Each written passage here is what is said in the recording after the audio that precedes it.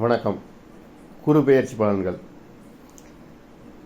எதிலும் துடிப்புடன் செயல்படும் விருச்சிக ராசி அன்பர்களே, இதுவரை சத்ருஸ்தானமான 6ஆம் ராசியில் இருந்து வந்த குரு பகவான் சித்திரை மாதம் 18ஆம் நாள் முதல் களத்திரஸ்தானமான 7ஆம் வீட்டில் இருந்து சுப மற்றும் அசுப பலன்களை வழங்க இருக்கிறார்.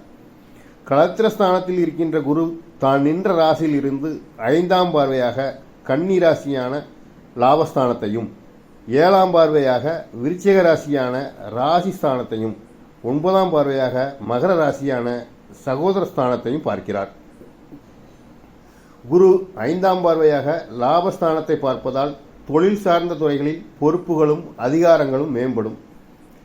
சேமிப்புகளை மேம்படுத்துவதற்கான வாய்ப்புகள் உண்டாகும். மூத்த உடன்பிறப்புகள் ஆதரவாக இருப்பார்கள். சமூக பணிகளில் மேன்மை உண்டாகும். இணையம் தொடர்பான துறைகளில் திறமையை வெளிப்படுத்துவீர்கள். குரு 7ஆம் பார்வையாக ராசி ஸ்தானத்தை பார்ப்பதால் மனதளவில் இருந்து வந்த குழப்பங்கள் நீங்கி தெளிவு ஏற்படும். தோற்றப்பொழிவில் மாற்றம் உண்டாகும். பெருந்தன்மையான செயல்பாடுகளால் மதிப்புகள் உயரும். உடல் ஆரோக்கிய பிரச்சனைகள் கட்டுக்குள் வரும்.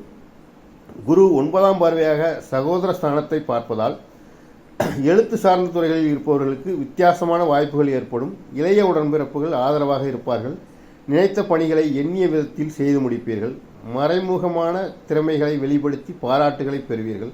மனதளவில் தன்னம்பிக்கையும் தைரியமும் மேம்படும்.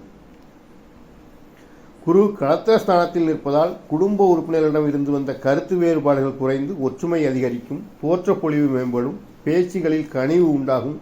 குழந்தைகளை பற்றிய புரிதல் ஏற்படும். பூர்வீக சொத்துக்களின் வழியில் ஆதாயம் உண்டாகும். பெருந்தன்மையான செயல்பாடுகளின் மூலம் வெளிவட்டாரத்தில் மதிப்புகள் அதிகரிக்கும். நன்றி, வணக்கம்.